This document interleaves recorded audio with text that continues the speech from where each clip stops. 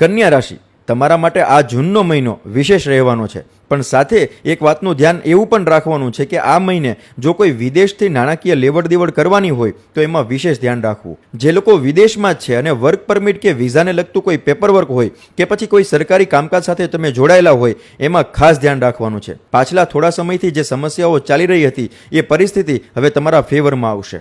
આ મહિને એવા લોકો તમારી લાઈફમાં આવશે જે તમારા માટે તારણહાર બનશે. આ મહિને તમારે સ્વાસ્થ્યની પણ વિશેષ કાળજી લેવાની છે.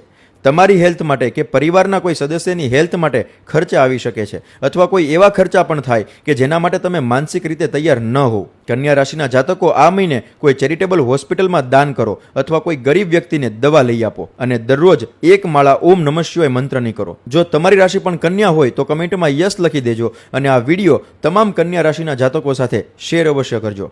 જય શ્રી કૃષ્ણ.